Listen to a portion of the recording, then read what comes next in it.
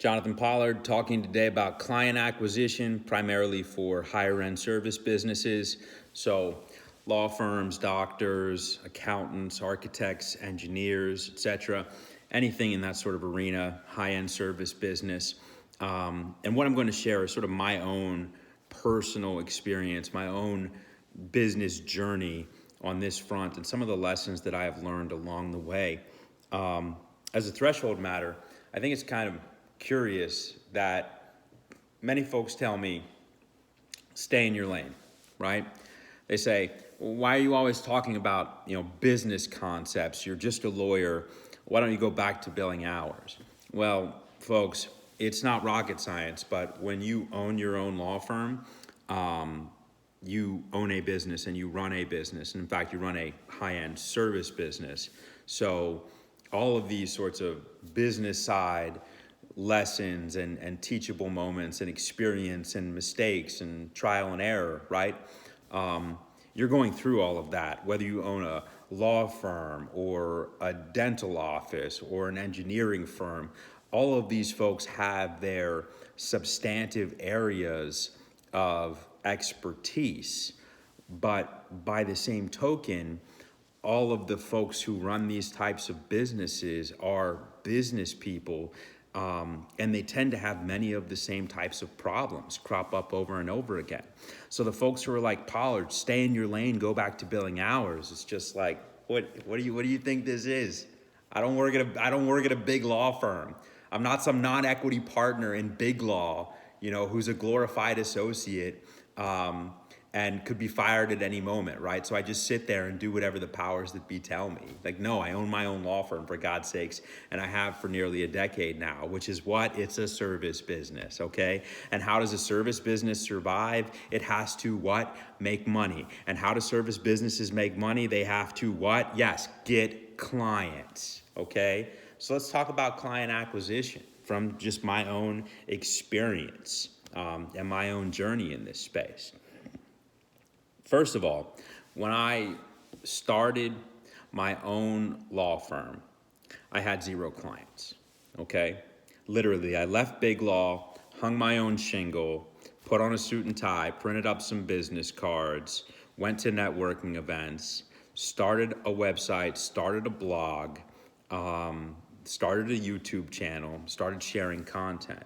Well, I quickly settled upon the strategy of content creation and educating folks, right? I don't believe in the network, BNI, Broke Nobody's International sort of school of thought where you just go to a networking event, glad hand enough people, pass out your business card, and that will eventually generate business for you. Matter of fact, several years ago, right, when I was probably 3 or 4 years into having my own firm, and I had litigated a number of cases and I had gotten some good results, and I was trying to figure out, how do I get to the next level? How do I grow, get more business, get more consistent business, get bigger business, right? I was thinking, what can I do? What can I do to tap into these opportunities for client development? And a lawyer who I held in high regard told me that I should go join BNI, right? Some kind of business networking group.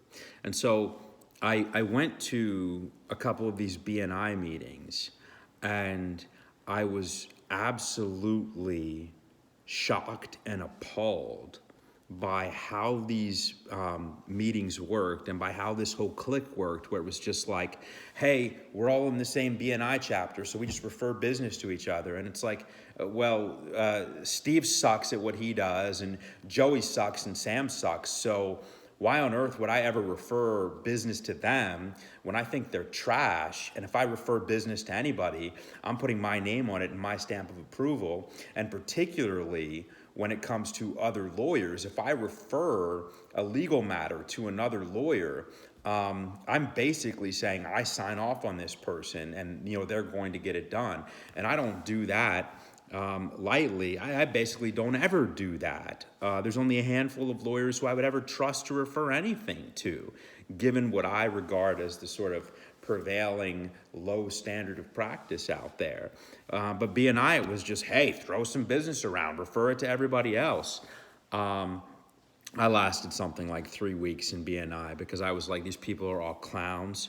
This is trash. This is a joke. And I cannot do this. No self-respecting person can do this. That was how I felt. So I stopped doing it. And I was like, you know what? I'm just going to go back to writing blog posts and articles and teaching CLEs and, speaking at sort of educational seminars and conferences and everything else.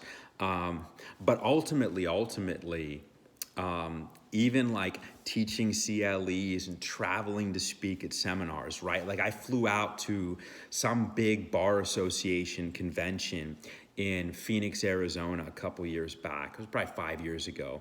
And I spoke at this huge conference, huge convention there.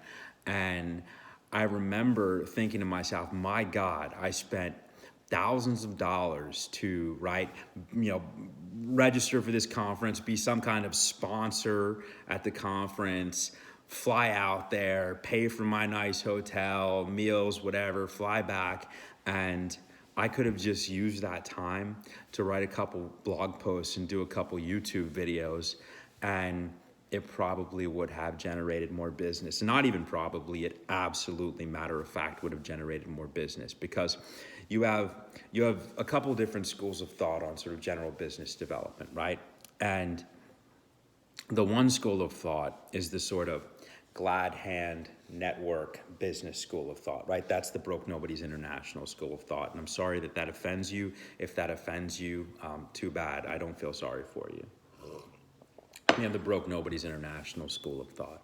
And that's just, go sort of glad hand everybody and pass business around, right? I hate that school of thought. I find it absolutely appalling that people would just, get in a clique like that and just pass business around because people happen to be in their club. And it doesn't say anything about whether or not these people are actually capable and competent at the work that they're intended to perform. So I can't stand that. Going in that same general direction, you have anything related to the sort of traditional networking program, right?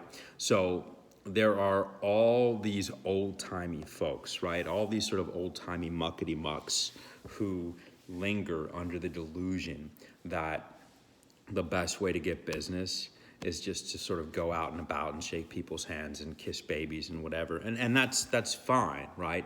I think a lot of people do that because they just tend to have more fun, walking up and down the street, going in and out, basically bar hopping. That's what it is, right? When I know so many people in South Florida, in Miami or Fort Lauderdale or Palm Beach, who their business development protocol is just to go up and down the street, right? Go to mixers, go to events, go to functions, and that's the old model, and how a lot of old timey muckety mucks like to do it.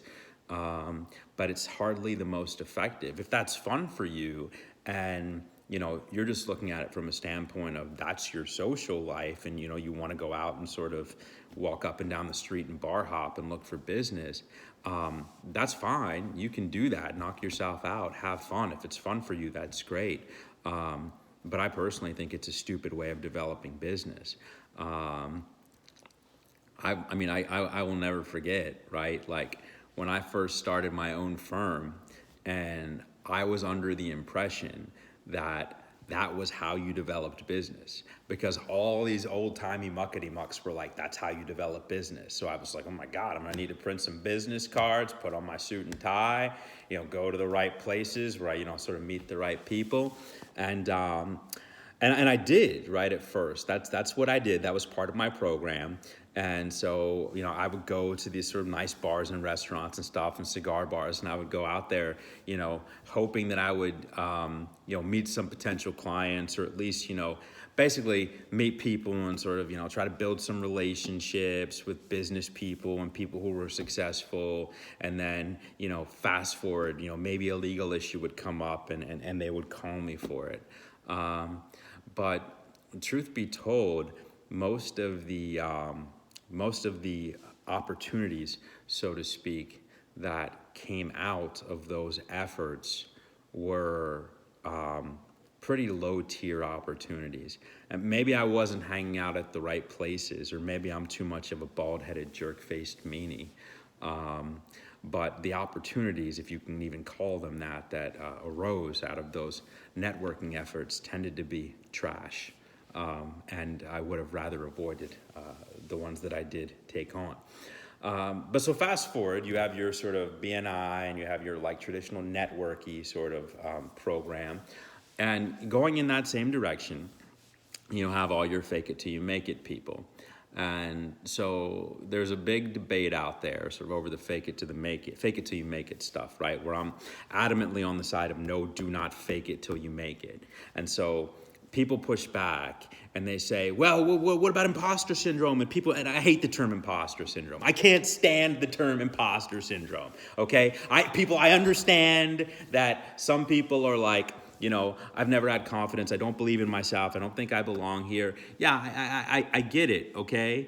But by the same token, sorry to push back and not be politically correct, but maybe you don't know what you're doing, right? Like if you're a third-year lawyer, okay? If you're a third-year lawyer and you start your own law firm and you're like, my God, maybe I don't know what I'm doing. There is a legitimate reason why you might feel that way, because you probably don't know what you're doing, right? That's a self-preservation instinct. The only way you get over that, and to back up a step, that's a good thing, right?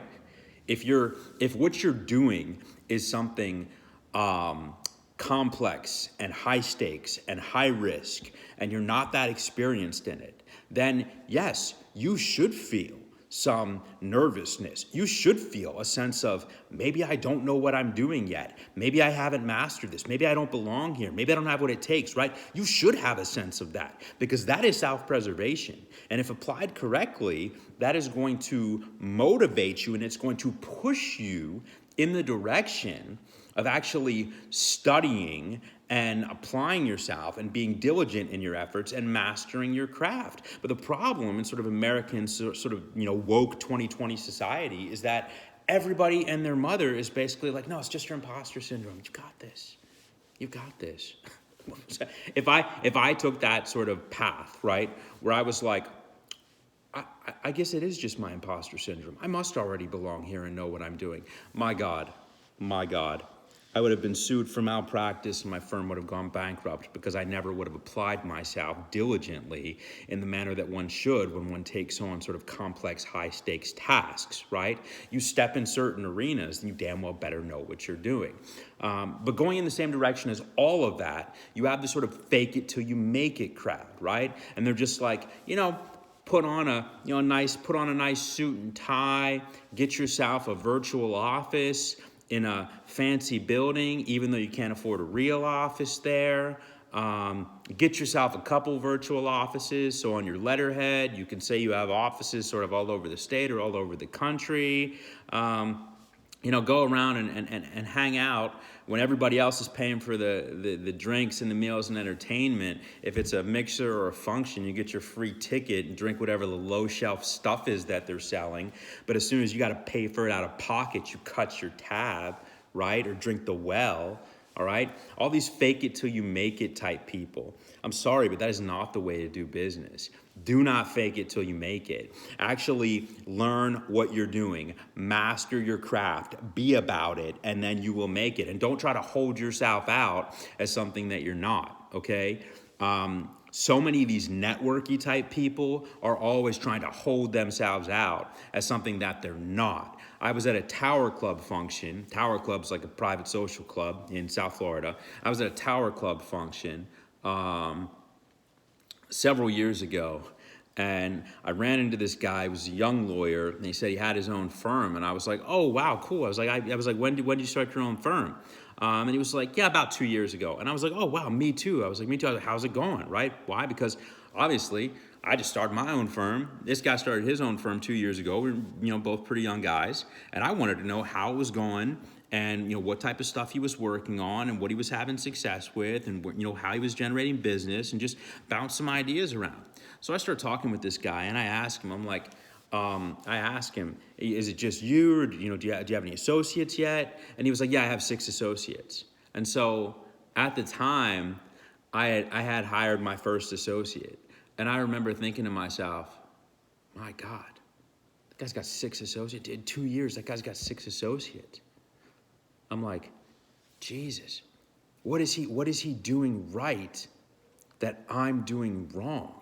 Like, I got to learn from this guy, and I got to figure out how to apply sort of whatever he's doing to my business so I can get to the point where I have, several associates. And so I sort of, pushed this guy a little bit further about sort of his business and his associates, and wanted some information in terms of like, well, what class year are these people? Are they all sort of new attorneys? Where'd they go to law school? What type of work are they working on? Are they admitted? Like all this stuff. And then finally he admitted he doesn't have 6 associates. He admitted it's just him, okay? But that guy told me he had 6 associates, right? Fake it till you make it. Out there on the boulevard, networking, trying to hold himself out as something that he's not. Fake it till you make it happens all the time. And I think it's bogus, people. I think it's bogus.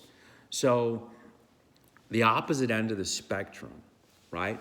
The opposite end of the spectrum from the sort of BNI, the networky, the fake it till you make it. And I'm not saying, just to clarify, I'm not saying that everybody who goes out and networks or who goes to BNI events, I'm not saying that all of these people are faker till you make it type peoples, but a lot of them are. So the opposite end of the spectrum from that path of business development is subject matter mastery, knowledge, capability, content creation, education, right? Everything going in that sort of opposite direction, okay? You study, and I'm convinced that the best way to get business is to master what you do, right? Sounds pretty crazy, okay? You got all these people, sort of bar hopping and handing out business cards and, glad handing each other and thinking that that's going to develop business for them at some point. And possibly it will, right? And maybe it'll make them money. And there are lots of people who sort of built successful careers on that model. But, the sort of further we go into the future, the less and less of a viable business development, client acquisition, generation model that is, because people are getting so much more sophisticated about sourcing high-level service providers, right? So if somebody has a trade secret case, just take a trade secret case, right? And there's millions of dollars at issue, right? So you just call it $3 million trade secret case, okay? It's pretty, which in trade secret stuff, I know $3 million is a lot of money, but a $3 million trade secret case, pretty run-of-the-mill trade secret case. And they go to the bar, or the restaurant, or the Capitol Grill, or whatever, right? And they're hanging out at the bar, and just sort of talking with their friends, saying, "Yeah, we're involved in this trade secret case now, trying to figure out what lawyer to hire," right? And their friend Paul says, "Oh, call my buddy Jim. He's great," right? 20 years ago, that was virtually a lock, that sort of referral. And even today, those sorts of things get, some mileage, but today there is a built-in check against that, and the built-in check against that is called Google, right? Nobody's going to make a hiring decision like that in a significant matter without doing a little bit of due diligence. People are going to go online. They're going to investigate. They're going to see what they can find. They're going to read, things this person has wrote. They're going to watch, videos this person has created. They're going to read reviews. They're going to even go on some legal research databases and, pull this person's cases and see if, they've accomplished sort of what it appears that they have accomplished. All of this is a check against the sort of old model of just sort of go glad hand everybody and fake it till you make it. So I prefer, and I really think that the most effective and the most legitimate way of acquiring clients for sort of high-level service businesses is to, one, master what you do, be the master of your craft. Like truly, apply yourself, educate yourself, learn your trade, and become the master of your craft. And then once you have mastered your craft and you can truly offer value to people, then you can create content where you basically explain, here's the different types of problems that we solve, right? In our space, whether it's accounting or architecture, engineering or law, basically you say, in our space, here are the types of problems that we encounter. Here are the types of problems that our clients encounter. And here are some ways that we can solve these types of problems. If you can actually educate people about their problems and how to solve their problems, or even a step beyond that, about spotting problems before they happen and resolving them, right? If you can actually give people valuable tools and solutions and knowledge, your phone and your email will blow up every day, all day. Because that's what people are looking for. People are looking for someone to solve their problems and prevent new problems from arising in the future.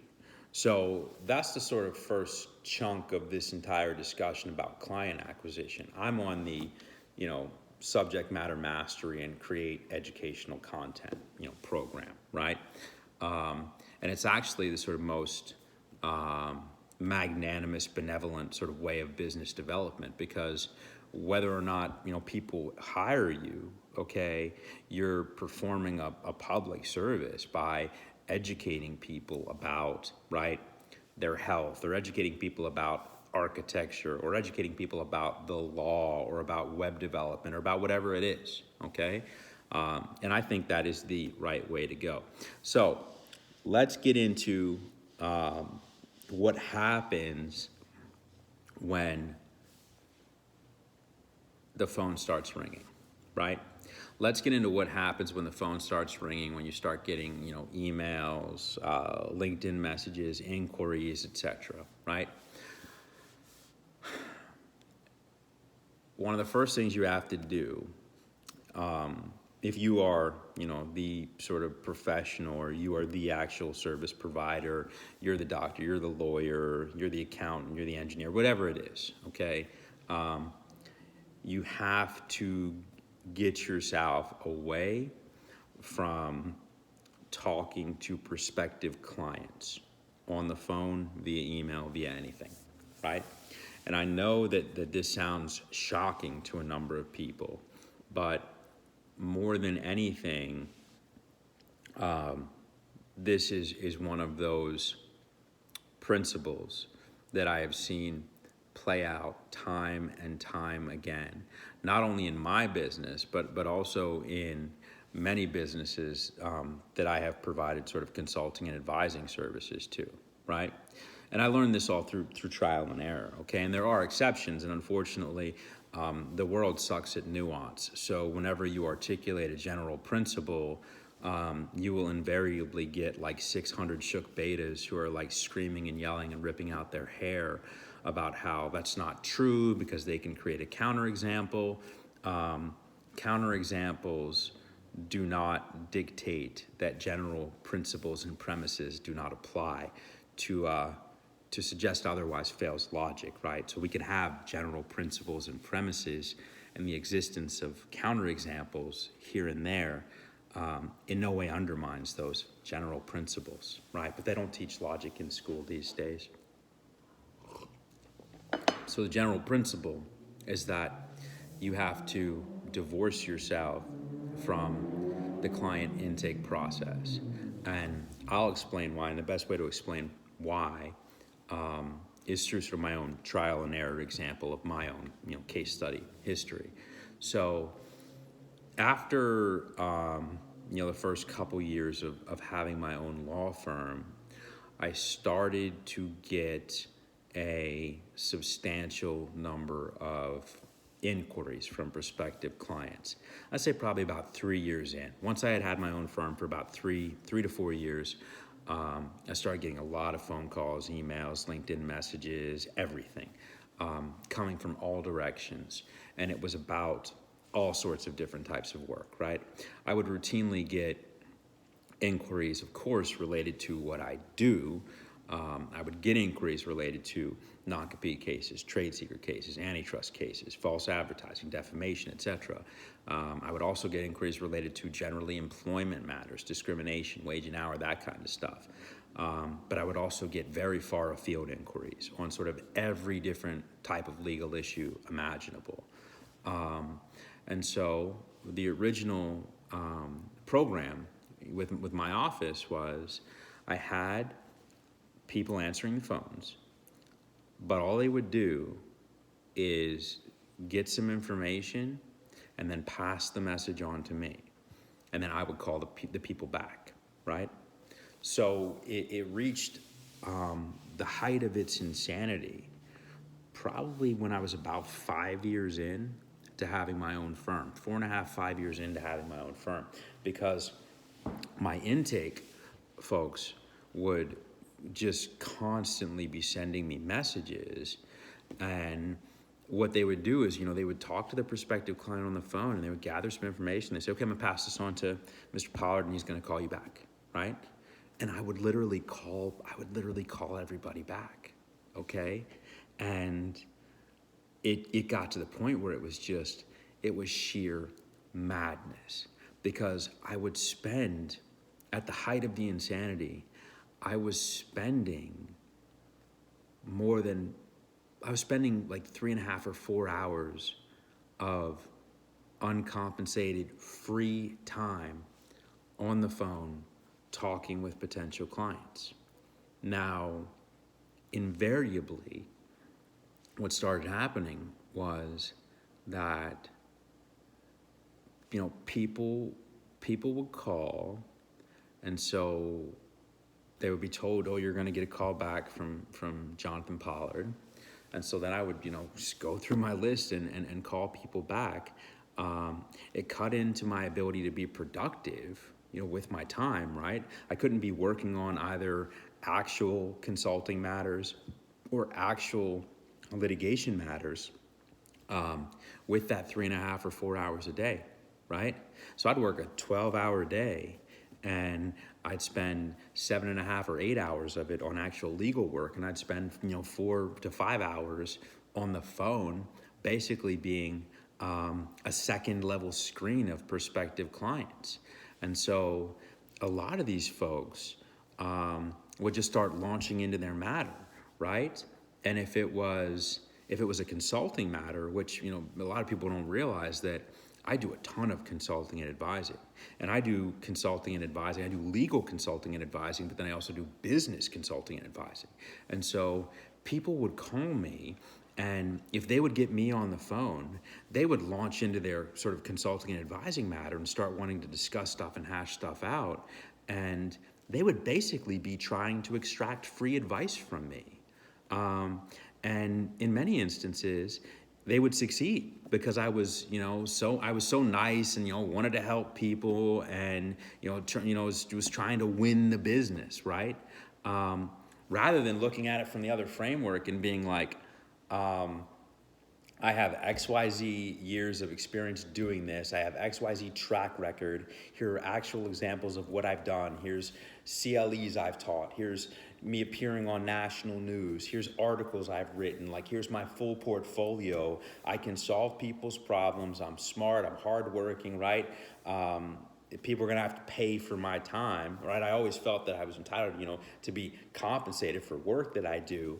But I was giving a lot of stuff away for free. I still give tons of stuff away for free in terms of content. But the difference there is giving away sort of free educational content, all I do is I write an article or I record a video and I publish it and that's it. The problem is fielding those types of calls and inquiries from clients in a service business. You'd never see a doctor do that. Doctors don't do that, but you routinely see lawyers do it, architects do it, engineers do it, accountants do it. And why do they do it?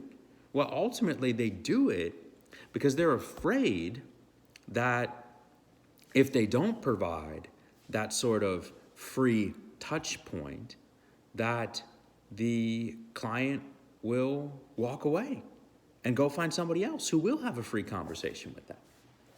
And so obviously it's not one size fits all, okay? Because if somebody contacts me about, for instance, if some poor person calls my office and is in dire straits and needs pro bono assistance, yeah, there's a good chance I'm gonna call that person back just out of human decency, right? Some poor person makes $10 an hour, has a non-compete agreement, and they're jammed up and getting sued, and they call my office and they're sort of at the end of their rope. Yeah, I'm probably gonna call that person back and be like, hey, what's going on, brother? You doing all right? How can I help you? You know, why? As a servant of my fellow man, morally, I'm gonna call that person back, right? But that's charity. That's pro bono work. That's soul work. That's not business, okay? So you can't get that twisted up, right? And a lot of people will say, oh, Pollard, you're such a bald-headed jerk-faced meanie because, you know, here you are talking about you call these people back, you didn't call me. No, because you're the person who called and has a business matter and you're not that $10 an hour factory worker stuck in a bogus non-compete agreement, you know, who's on the brink of suicide, right? Like, yeah, I'm calling that person back. I have a moral obligation, I have a categorical imperative to call that person back. Go read your Kant, okay? So there's exceptions, right? Where I would call people back, and on the other end of the spectrum, right? Somebody calls about, you know, a $20 million matter, like, yeah, I'm probably gonna call that person back, right? After all, this is a business. It can't all be all charity all the time, right? Sorry to hurt your feelings, don't get it twisted. That's reality, right? Can't be all charity all the time. The business funds the charity work, right?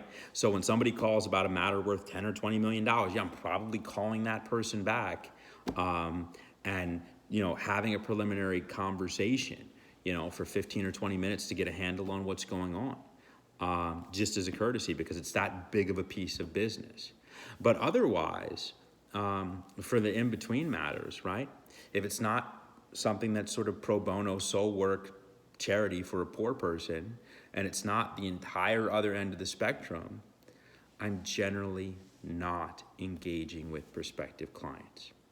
And to a lot of folks, that's just shock and awe, right? My God, how dare you? How dare you? But it makes sense, right? It makes sense from a business standpoint.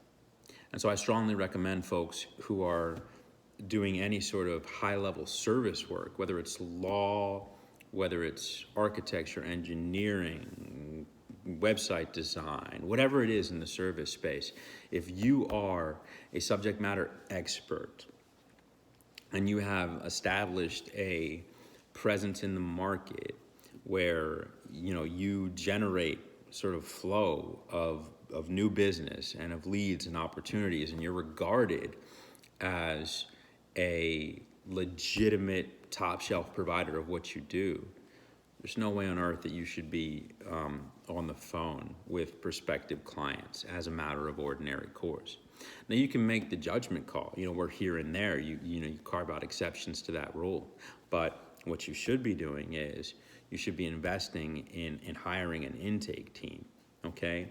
And yes, you can get answering services. And at first, when you start out, you know, you may want to get an answering service because answering services are, you know, very cost effective in terms of what your spend is going to be. But I have long been hesitant to embrace answering services because even the ones that hold themselves out as being sort of more nuanced or more sophisticated. There's no way that an external answering service that rotates multiple people through your account, right?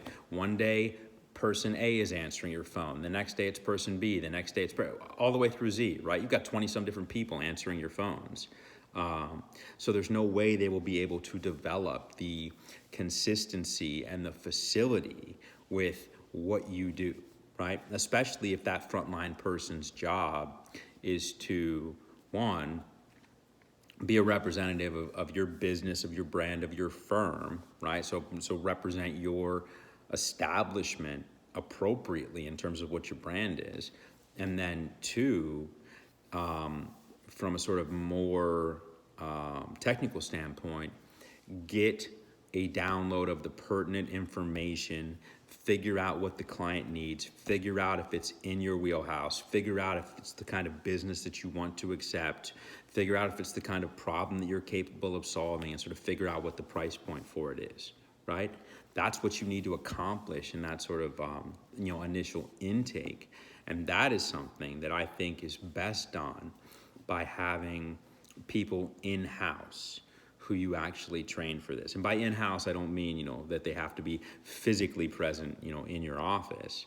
I just mean within the company, right? As opposed to outsourcing it to, an answering service or a call center. If you're a high-level service provider, and it's different if you're just mass market, right?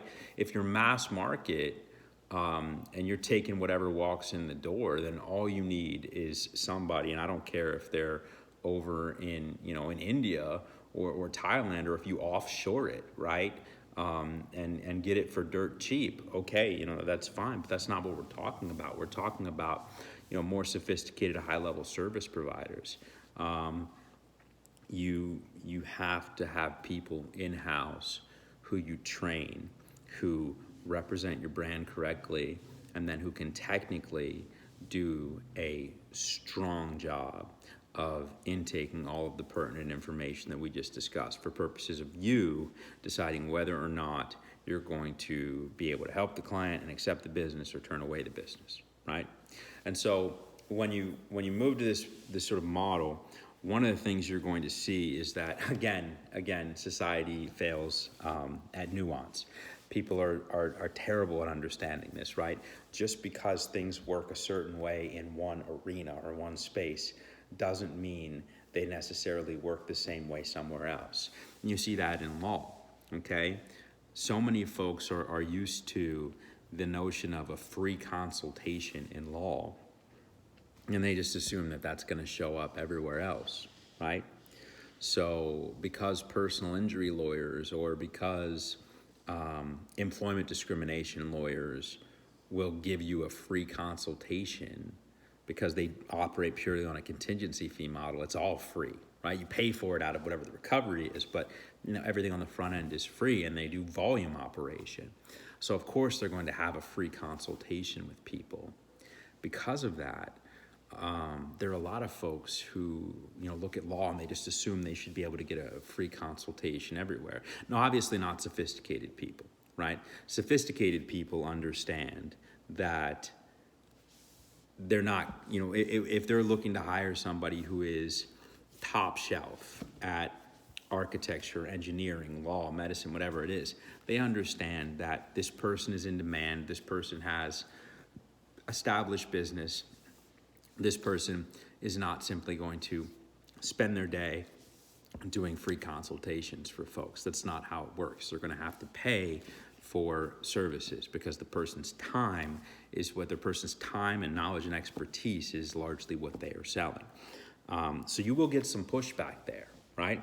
And invariably, what will happen is, I don't care what the market space is, I don't care what the industry is, if you're a high-level service provider in any of the sort of industries we have just named, what will happen is invariably people will get angry at you for not talking to them for free.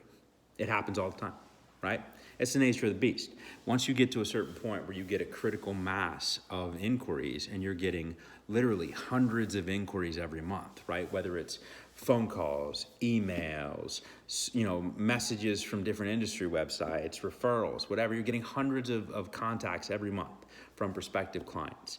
And you take the position of, with the exception of the two extremes, right? The sort of pro bono charity work and sort of, very, big, sophisticated, high dollar work, you're not talking to anybody. If that's the program that you ride with, and you get to a certain point where you have a critical mass of prospective new business, you will invariably have people who get angry with you for not speaking with them. You will have people light you up online. You will have people leave reviews of you and your company. You will have people email you mean, nasty emails about how they're so disappointed because they expected to speak with you. You will have people contact you regarding sort of whatever XYZ matter, and they will say to your intake team, right? They will tell your intake team, we were going to hire Joe Smith for this, and we're a serious client. But because Joe's not willing to talk to us personally, if he's not willing to talk to us personally, we're just going to have to take our business elsewhere. And you know what the answer is to that? Bye-bye. Sayonara, so long. Have a nice life. For real, right? Because if somebody shows up, if you're a high-end architect, right? If you're a high-end architect and you get tons of leads and tons of prospective business, and you're in a really good flow, you are not talking to anybody but maybe the bottom and the top, right? As I just laid out in terms of what I do. You're not talking to sort of the average, the run-of-the-mill, the middle, the upper middle, the sort of lower upper. You're not talking to those, right? That's just routine. That's every day. That cycles through every day. You vet it, you accept it, you reject it, you quote a price on it, you keep it moving, right? So if people show up and start messing with your flow and demanding to talk to you, Joe Smith, the architect, the brains behind the operation, don't do it. Don't do it. Somebody shows up and says, well, we were going to hire Joe, but if he refuses to talk to us, we don't feel comfortable with that. We're going to have to take our business elsewhere. No, if Joe is saying that he will do a first pass review of this project for $10,000, right? And that's the cost for him to look at it and have some factual findings and some recommendations, and the person is balking at paying that to secure his services and to secure that time, but they want to have a free conversation first, reject that client. Don't go in for it. Don't go in for it. Establish your program.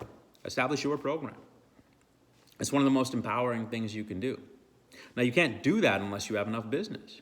You can't do it unless you have enough business. And the question is, do you have enough business, right? You have to ask yourself. You can only do that when you are comfortable with that person walking. And in fact, I pulled the trigger earlier rather than later on that. I was still at a point where I was like, I'm a little uncomfortable with this, but I have to switch this for my own sanity and self-preservation. I know many people that sort of wrote it out even longer, where they would have those calls with people. They would personally sort of insert themselves to try and secure the business. I think that's a mistake. Because at a certain level, like if you get to that level in terms of what you do, in terms of subject matter mastery, in terms of sort of market presence of your reputation and your brand, then your product or your service should sell itself, right? It should basically be like, this is my work. You can look me up. You can look up my work. Oh, you insist on having a free conversation with me? Or you insist on having a free conversation with Joe or Sarah or Emily or whoever, the lead person is, the boss lady. No, she has enough business. Sarah has enough business. She doesn't need that.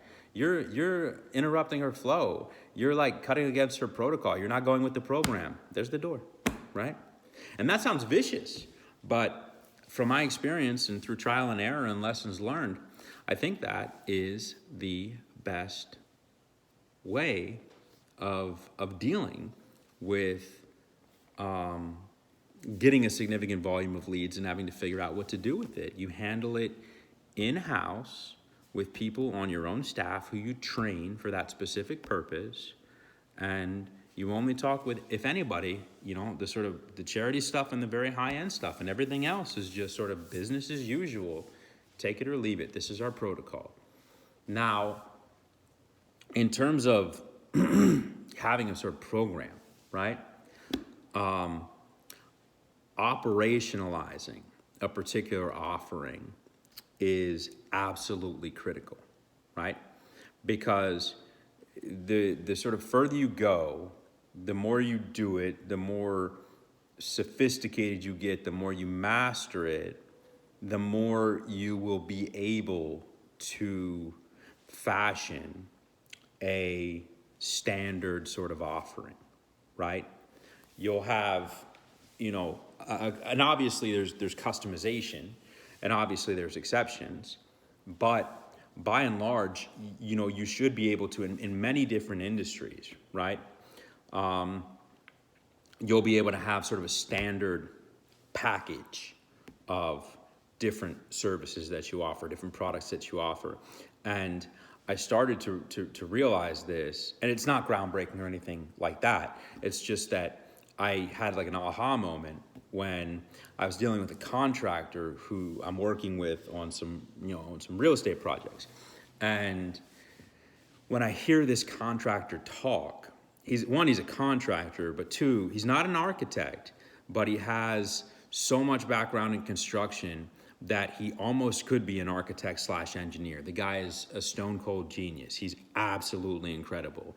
And when I hear him talking about construction projects and sort of engineering issues and design issues and sort of problems that crop up, it's obvious that this guy has sort of like in his mind, he's sort of fashioned like several different buckets that things go into, right? He has sort of, whenever sort of business comes in the door, whatever it is, he can categorize, and he has kind of a program for each thing that that people bring to him. And so I just had an aha moment from a standpoint of how similar it seemed to my own business, even though it's a totally different industry. The work is totally different. These things are nothing alike, but from a standpoint of business flow and taking new business and projects and putting it into a particular program, right? This is the program for A, this is the program for B, this is the program for C. The sooner that you can build to that point, and obviously it takes a lot of time because you have to develop subject matter mastery, but once you get to that level, you will be able to categorize new business as falling into sort of different programs and buckets, right? So as an example, right, the best example I can give is from my own business experience because it's my own personal experience, and so I know it better than anything. I'll just walk through it for you, right? So somebody calls my office regarding active litigation, right? They own a company, they hired several employees from a competitor, they're being sued for tortious interference with non-compete agreements and theft of trade secrets, right? That goes into the litigation bucket, okay? And there's a standard, even though it's litigation and it has to be customized, there's a standard program for that type of matter, right? What's that program look like, right? The program is, somebody talks to my intake team gets a sort of thorough, clear picture of what's happening. They get the case number, the court, the jurisdiction, the posture of the case, if anything is imminently due, any, looming deadlines. They get all this basic information. Somebody sort of more sophisticated in the operation pulls the docket, looks at the docket. I get a memo basically saying, here's the potential litigation, here's the client, here's what's going on, here's the court, here's the screenshot of the docket. I take a look at this, and then I quote a price for a review and analysis, a preliminary review and analysis of the litigation, and then my own strategic recommendations. And why do I do this, right? Some people are like, that's crazy. Why don't you, it's litigation. Why don't you just tell the client, post a retainer and you'll jump in? Because, once again, selection, right? I'm not simply accepting whatever, litigation comes in the door, even if people have, $1 billion and they have the means to pay for it. I don't want every case that's out there, right? I look at cases, and so my first question is this the type of case that I want to litigate, right? Do I feel like my clients are on the side that is the morally correct, the ethically correct side, right? Do I want to actually put my weight and my power and my force behind this client and their case? Is this something that I truly want to fight for, right? I'm not going to fight for something I don't believe in. I'm not going to fight for something I disagree with, right? Just not going to do it. So that's the first question. Is this something I believe in and want to get behind? The second question is this a situation where I can bring value to the table, right? Is this a situation where I feel that I have the qualifications, the credentials, the background, the experience, the knowledge, the expertise, the toolkit, right? Can I really bring something to the table and throw down, right, with a high likelihood or probability of success? If I feel that, and I get it all the time because I have every month hundreds of different things come across my desk. I routinely turn business away, okay? Because people come to me with stuff out of left field, right? They come to me with stuff from Mars, and they're like, Pollard, I got your name from so-and-so. Here's this crazy, insane problem. It's an ERISA issue and class action, this and that. Tell me what to do, right? I routinely get those types of inquiries where I just turn stuff away. Why? Because it's not in my wheelhouse. Because I'm not going to go dabble on something that I am not capable of handling with the appropriate level of expertise. And yeah, maybe I could figure it out. Yeah, maybe my team could figure it out, because there are many, many things that we, don't do, but if we committed ourselves to it for about 2 weeks, we could probably figure it out to a, pretty good degree, but I'm not going to mess with that, right? I focus on what I know. I do what I know. I do what I am good at. I do the type of work where I can bring value to the table, right? I get involved when I'm like, yep, I know how to handle this problem. I can help you. I feel confident about that. Let's rock and roll, right? I'm about it. I don't take cases where I don't know what I'm doing, okay? And that happens, more often than I think many people understand or expect. I know of so many instances of lawyers dabbling. I know so many people who are just outright generalists and they sort of take whatever comes in the door. But that's not my model, okay? And from a business standpoint, I think it's actually a better model to specialize, right?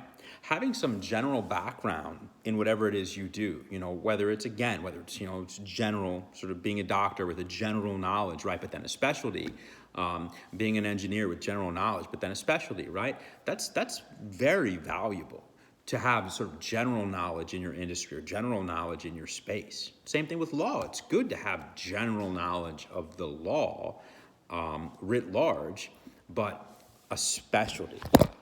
Sorry about that. The value of specialized knowledge cannot be overstated, because a specialist is going to have seen a particular issue or problem dozens, if not hundreds of times, and they're going to have a toolkit, right? They're not going to have to reinvent the wheel. Being a specialist, I think, is the most benevolent, sort of way of doing business, because if you are truly a specialist, if you've mastered your subject matter, if you're the master of your craft, right? You can throw down, you can deliver tremendous value, you can help people, you can solve people's problems, even complex problems, because you've done it dozens and dozens of times. Not all of the tricks to the trade, but most of the tricks. You've got a robust toolkit. You can really help people. And that's benevolent, and that's fantastic, and that's good business, right? Some people, disagree with me on this, but look, I'm a capitalist, okay? What's going on in America for the past 30 plus years is not true capitalism. It's crony capitalism and anarcho-capitalism, where, super, super rich people don't have to follow the rules, but everybody else, you got to follow some rules. And it's not true capitalism, right? Sort of competition, may the best person win. But I'm for capitalism. I'm for business. I'm for people making money. I'm just for people making money in a way that is, morally appropriate. And it's entirely appropriate, morally, ethically, etc., to charge a bunch of money for being, sort of the best at what you do and a subject matter expert and being able to solve people's problems. I think that's the best sort of business development strategy.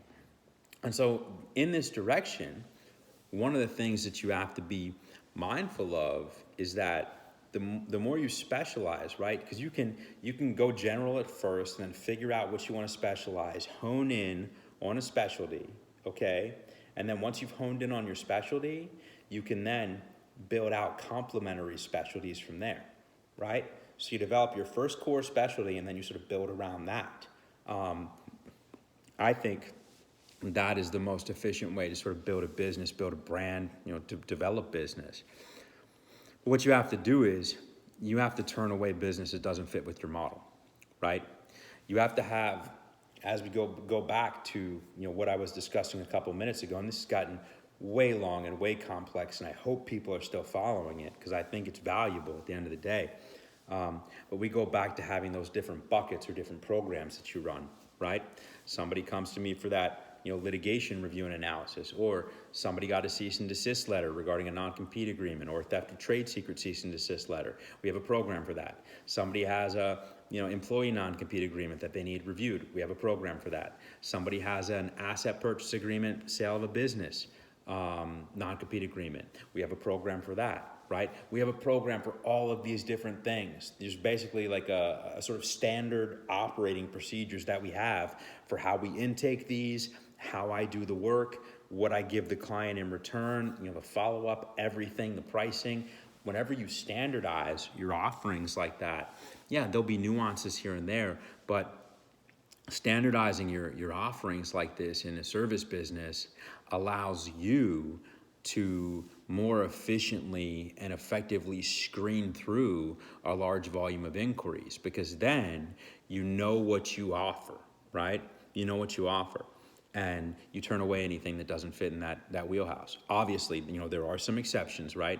If something comes in that's not sort of part of what you offer, invariably, if you're really good at what you do, one of the things that's going to happen is you'll have certain offerings and you'll get a big flow of business, prospective clients, etc.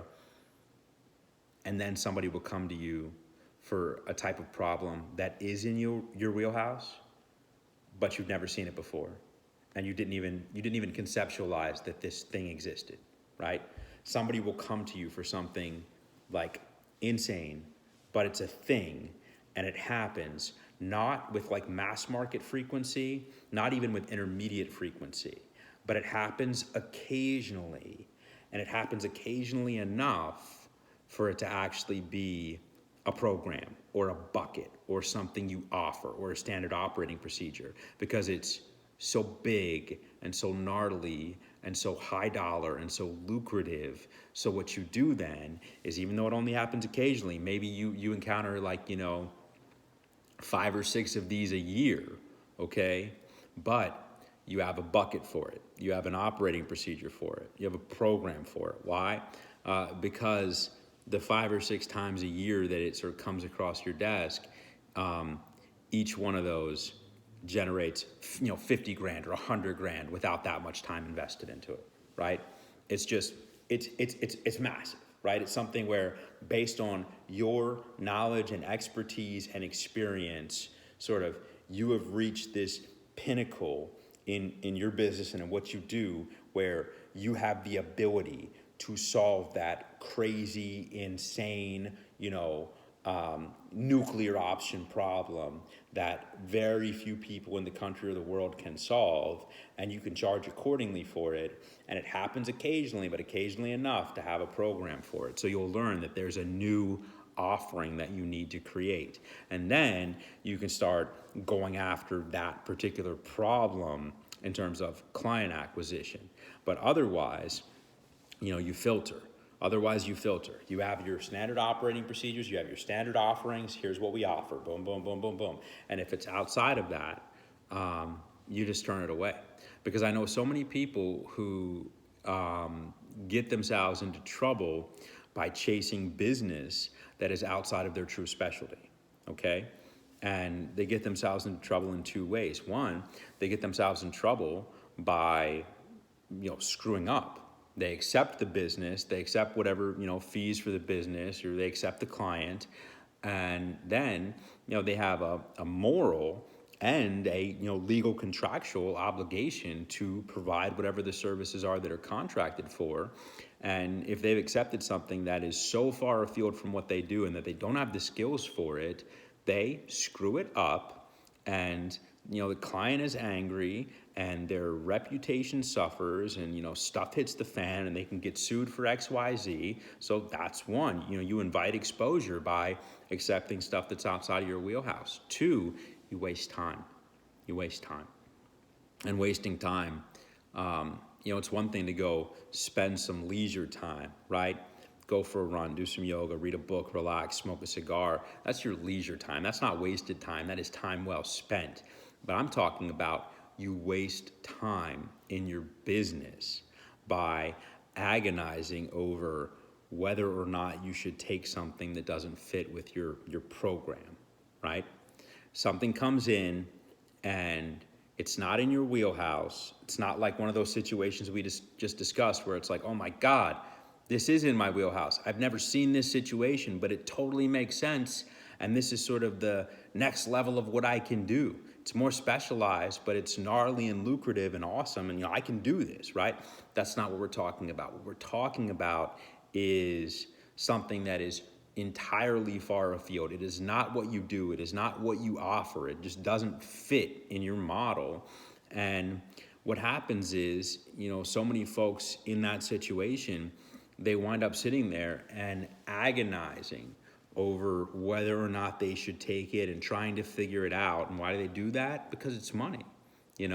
They look at it and they're like, I can't turn this away. I could make X thousands of dollars off of this. I know I don't do this, but maybe I should because the opportunity. And then, it's not just the money I make off that. It's, maybe more work from that client. And so I have to figure this out. Let me do some basic research and see if I can, piece something together. That's just time wasted.